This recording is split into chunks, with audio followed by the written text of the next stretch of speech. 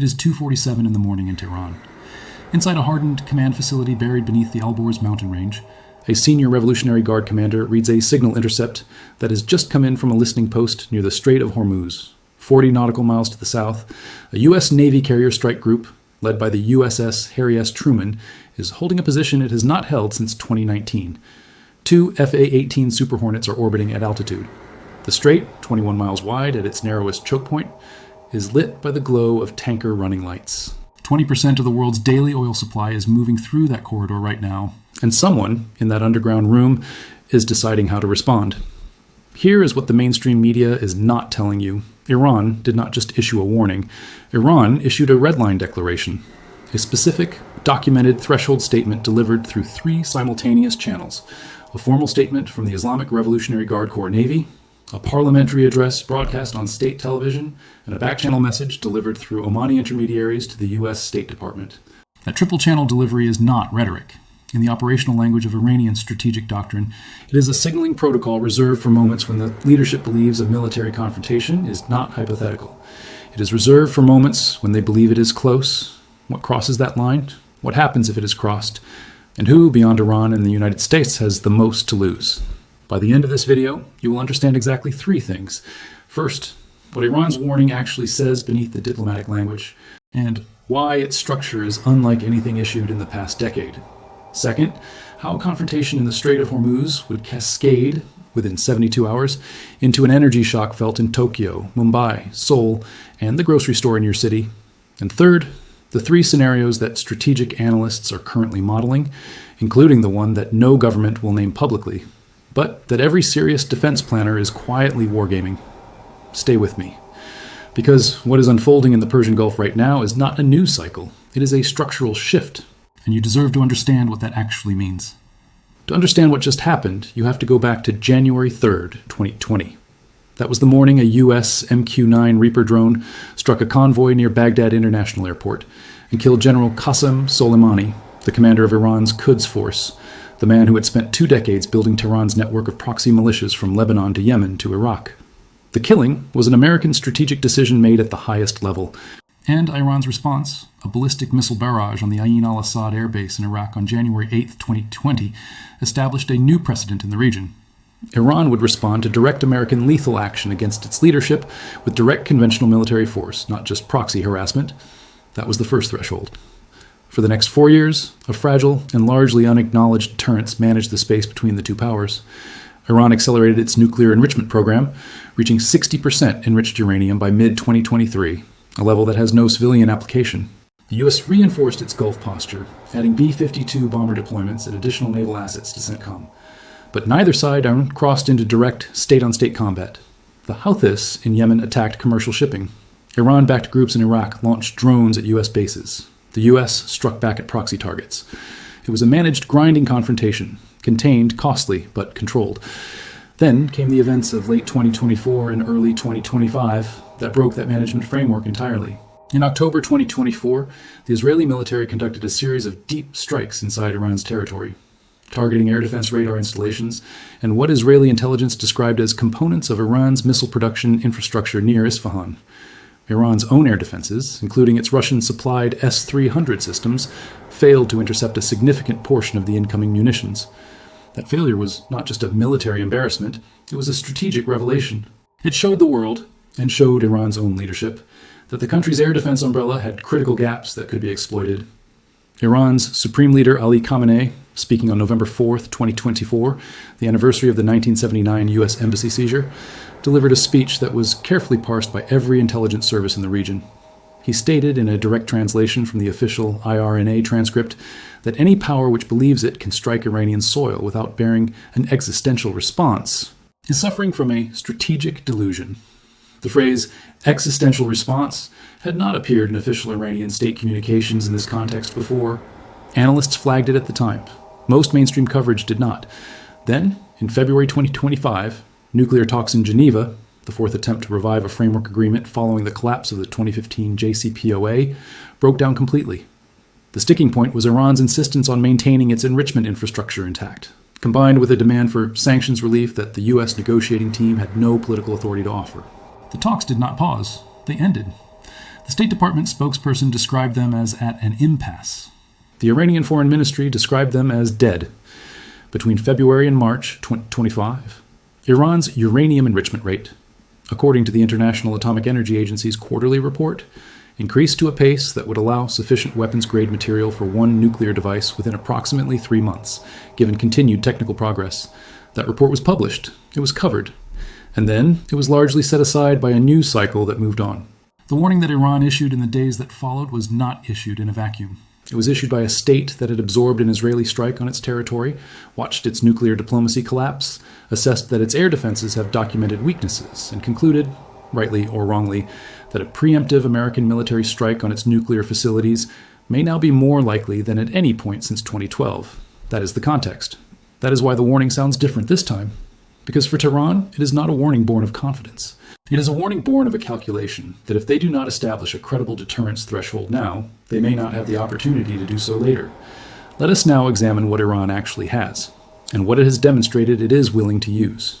Iran's military doctrine is built around what its strategists call the mosaic defense concept.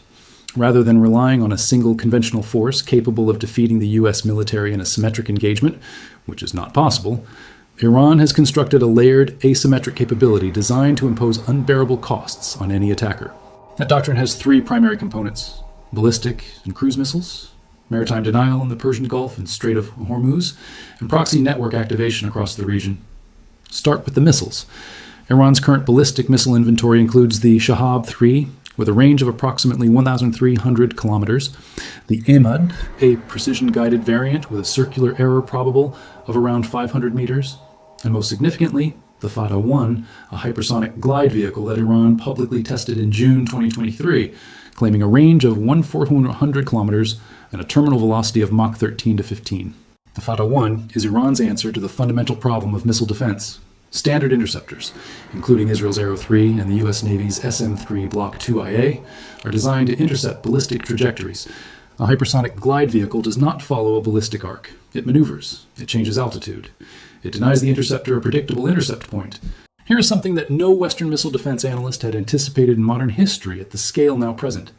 A regional non-nuclear power with a credible hypersonic glide delivery system deployed in sufficient numbers to saturate existing defensive architecture.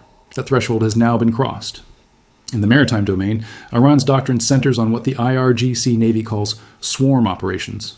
In multiple exercises conducted since 2019, including exercise Great Prophet 17, conducted in January 2023, Iran has demonstrated the ability to deploy hundreds of fast attack craft simultaneously, combined with anti-ship cruise missiles, submarine-launched torpedoes from its Kilo-class submarines, and shore-based anti-ship missile batteries, including the Noor system, which is an Iranian-developed variant of the Chinese C-802, with a range of approximately 120 kilometers.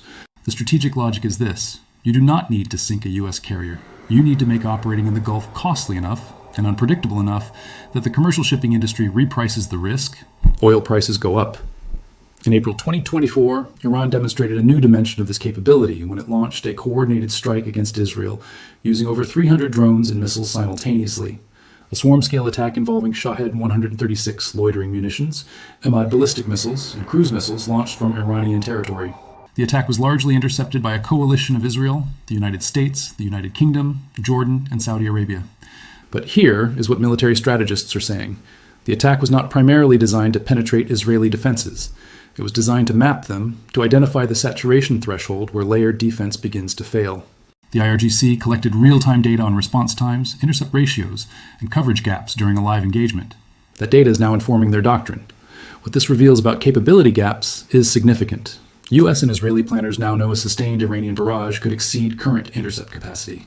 An SM-3 interceptor costs $9.5 million. A Shahed 136 drone costs $20,000 to $50,000. The economic asymmetry alone is a strategic vulnerability. This warning changed Iran's declared willingness to use its capabilities. The warning stated any strike on Iranian soil would be met with a response targeting the sources of aggression and those who enable them. That phrase, those who enable them, is directed at U.S. regional basing, Al Udeid Air Base, Ali al-Salem, and Diego Garcia. It's a declaration that Iran is prepared to widen the conflict far beyond the bilateral U.S.-Iran framework. Every Gulf state government read that sentence very carefully. This is where geopolitics moves to your daily life. The Strait of Hormuz handles 21 million barrels of oil daily, roughly 21% of global petroleum consumption. Between 15 and 20 fully loaded supertankers transit that 21-mile choke point daily. There's no viable alternative route for most Gulf producers.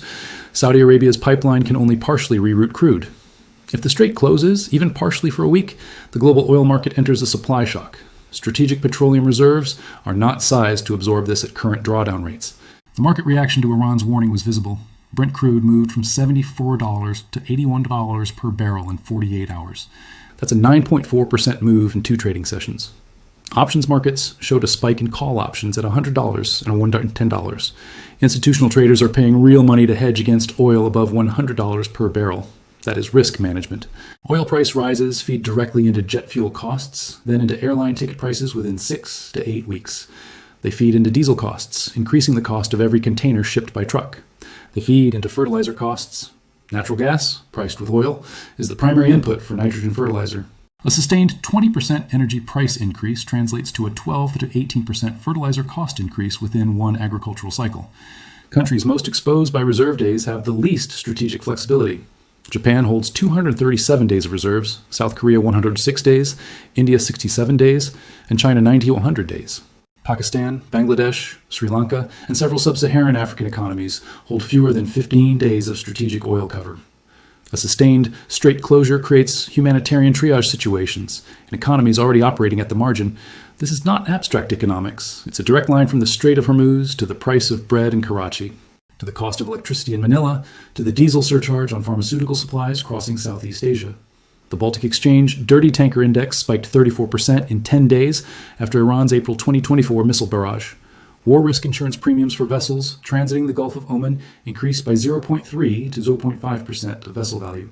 This translates to an additional $300,000 to $500,000 per voyage on a VLCC supertanker. That cost is passed through to the refinery, and from the refinery to the pump, the food fertilizer connection operates on a longer timeline. Planting season for winter wheat runs through October and November. Fertilizer procurement for that season happens in August and September. If energy prices remain elevated through summer, the fertilizer cost increase affects planting decisions. This affects food supply in early 2026. This is a 9 to 12 month supply chain consequence. It begins with a naval confrontation and ends in a grocery aisle. If you want to understand how this hits your economy, before the mainstream media catches up, before quarterly earnings calls, before central bank statements, make sure you are subscribed. Because by the time this shows up in CPI data, the repricing will already have happened. So who is actually talking to whom right now? The United States and Iran have no direct diplomatic channel. They have not had one since 1980. Communication runs through intermediaries, primarily Oman. Oman has played this role continuously for over 4 decades, and to a lesser extent, Switzerland. The Omani channel is active. Senior Omani foreign ministry officials met with Iranian counterparts in Muscat. U.S. State Department officials traveled to Muscat within the same 10-day window. That sequencing is not coincidental. Iran's declared red lines are 3. No strike on nuclear facilities, no assassination of IRGC leadership, no naval blockade. The U.S. has not publicly acknowledged these red lines, which is standard diplomatic practice. Acknowledgement creates constraint. Privately, American officials describe a posture of deliberate ambiguity, meaning the U.S. hasn't ruled out any actions. Iran's domestic audience needs its leadership to be seen as standing firm against American pressure. This is at a moment when the economy is under severe strain from sanctions. Inflation is above 40% annually. Public trust in the government has been deeply damaged by the 2022 protests following Mahsa Amini's death. The warning is, in part, a domestic political performance. That does not make it less real, it makes it more complicated. The Gulf states, Saudi Arabia, UAE, Qatar, are in a deeply uncomfortable position. They are U.S. security partners, but also Iran's geographic neighbors. They pursued diplomatic normalization with Tehran. This culminated in the March 2023 China-brokered Saudi-Iran agreement. A U.S.-Iran military confrontation detonates that normalization. It forces them to choose sides in a conflict they did not want and cannot afford. China is watching with careful attention and a specific interest. China imports approximately 43% of its crude oil from the Persian Gulf. A strait closure damages China economically, but a prolonged U.S.-Iran military confrontation also consumes American strategic attention and resources. Away from the Taiwan Strait, Beijing is not rooting for war, but it is not applying its full diplomatic weight to prevent one either. The unexpected mediator in this situation is Pakistan. Pakistan shares a border with Iran, has deep economic ties with Gulf states. It maintains a working relationship with both the U.S. military establishment and Iranian security services, and has a specific interest in preventing a regional conflict that would flood it with refugees and collapse energy import arrangements that are already fragile. Pakistani back-channel diplomacy in this crisis has been more active than publicly reported. The gap between public positions and private incentives is, as always, where real diplomacy happens. Iran publicly demands respect for its sovereignty. Privately, it needs sanctions relief to prevent economic collapse. The U.S. publicly demands nuclear rollback. Privately, it needs a face-saving framework that allows it to de-escalate without appearing to reward Iranian brinkmanship. Those private needs are not incompatible. The question is whether the public performances have now created political constraints that make the private deal impossible. There are three scenarios that strategic analysts are currently modeling. Each one leads to a fundamentally different world. The first is a negotiated resolution. It requires two things that are currently not present but are not structurally impossible. These are a trusted intermediary with sufficient credibility with both parties to bridge the gap, and a domestic political window on both sides in which a deal can be sold as a victory rather than a concession. The Omani Channel provides the first element. The political window is harder to identify. In Washington, any agreement that allows Iran to retain enrichment capacity will face fierce opposition from Congress and from Israeli government lobbying. In Tehran, any agreement that does not include meaningful sanctions relief and a security guarantee against military strikes will be rejected by the hardline Revolutionary Guard establishment, which now holds more institutional power than at any point since the 1980s. What each side gives up, Iran suspends enrichment above 20% and accepts IAEA SNAP inspections. The United States provides a formal non-aggression commitment and releases approximately $10 billion in frozen Iranian assets, currently held in third country accounts. Is this possible? In principle, yes. Is it likely given the current political environment with an election cycle in the United States and a leadership succession question looming in Tehran around Khamenei's health? It is possible, but difficult. The window may be narrow and closing. The second scenario is continued attrition. This is the scenario that requires the least decision-making, and for that reason, it is currently the most likely. Both sides maintain their current postures. The U.S. carrier strike group stays in the Gulf. Iran continues enrichment. Proxy attacks on U.S. bases in Iraq and Syria continue at a low level. Houthi disruption of Red Sea shipping continues. The cost accumulates week by week. Approximately $400 million per week in additional shipping insurance and rerouting costs for global trade. Continued above baseline oil prices between $80 and $95 per barrel. Ongoing suppression of foreign direct investment in Gulf economies. And gradual erosion of the credibility of U.S. deterrence in the eyes of regional partners, who are watching America hold a line without enforcing it. The sustained attrition scenario does not end with a bang. It ends with a slow degradation of the regional order, a world in which the rules governing navigation, nuclear nonproliferation, and the use of force become progressively less clear, and in which the next crisis arrives against a backdrop of already elevated risk. The third scenario is catastrophic escalation. This is the scenario that keeps strategic analysts awake at night. It does not require anyone to decide to start a war. It requires a miscalculation. A U.S. naval vessel fires on an Iranian fast attack craft that has approached within what its commander judges to be a weapons engagement range, or an Israeli airstrike, conducted without prior U.S. coordination, as the October 2024 strikes were, hits a target that Iran's leadership interprets as crossing the threshold described in their warning. Or an IRGC commander operating under ambiguous rules of engagement orders a strike on a U.S. asset that his chain of command did not authorize. What crosses the threshold in this scenario is not a decision by heads of state. It is a tactical action that removes the decision from their hands. Iran's response protocol, as described in declassified U.S. intelligence assessments. Specifically, the Office of Naval Intelligence's 2022 Iran Threat Assessment includes pre-delegated authority for IRGC naval commanders to respond to perceived attacks on Iranian assets without waiting for Supreme Leader authorization. That pre-delegation exists precisely because Iran's leadership fears decapitation. It is a rational deterrence design. It is also a catastrophic escalation risk. If that threshold is crossed, the cascade follows within hours. Iranian missile strikes on U.S. regional bases, U.S. strikes on Iranian missile infrastructure, proxy activation from Lebanon to Yemen to Iraq, immediate Strait of Hormuz closure or mining, Brent crude above $140 per barrel within 72 hours, and a humanitarian energy crisis across South and Southeast Asia within 2 weeks. The regional order that has existed, however imperfectly, since 1991 does not survive that scenario. The Middle East that existed before that event is not coming back. Let me bring this back to where you are sitting right now. Watch the price of gasoline at the pump in your city over the next 30 days. Watch the cost of your next international flight booking. Watch the price of cooking oil, bread flour, and rice at your local market. Watch your monthly electricity bill if you live in a country that runs gas-fired generation. These are not abstract indicators. These are the instruments through which a confrontation between naval forces in a 21-mile strait in the Persian Gulf reaches directly into your household budget. This is not geopolitics happening somewhere else to someone else. This is a direct line from an IRGC patrol commander's decision. To the price of every item in your grocery cart. Zoom out for a moment and consider the historical weight of what we are watching. The United States has maintained military primacy in the Persian Gulf since Operation Desert Storm in 1991. 34 years of enforced regional order underwritten by American carrier, power, and treaty relationships. That order has been imperfect, costly, and deeply contested.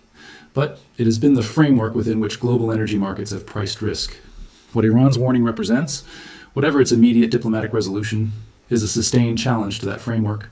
By a state that has now demonstrated hypersonic delivery capability, proxy network reach from the Red Sea to the Mediterranean, and a nuclear program that is weeks, not years, from a threshold capability. The strategic environment of 2025 is categorically different from the strategic environment of 2015. The genuine open question that this moment leaves unresolved is not whether the US and Iran will go to war. It is whether the current global order, the framework of deterrence, non-proliferation norms, and navigational freedom that underpins $3 trillion in annual Gulf energy trade, can absorb the cumulative pressure being placed on it without fracturing. Not in one dramatic moment, but gradually, through miscalculation, through erosion, through the slow failure of the mechanisms that have, until now, kept the worst outcomes off the table. That question does not have an answer today. It will have one soon. In the next video in this series, we'll examine the specific decision points, the dates, the deadlines, the diplomatic windows. That will determine which of the three scenarios we have just walked through becomes the one that history records. If this video helped you understand what is actually happening, not the headlines, not the noise, but the full picture, share it with someone who needs to see it.